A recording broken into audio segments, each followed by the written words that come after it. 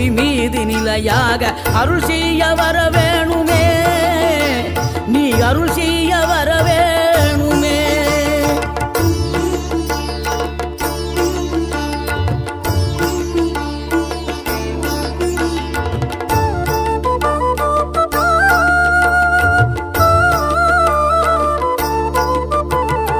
இகழ்தலையும் புகழ்தலையும் ஒரு முகமாய் கருதும்படி செவி உரைத்த முத்து குமரன், நீ வறுமையையும் வளமையையும் சமநிலையாய் உணரும்படி மதி கொடுத்த செல்வ குமரன்.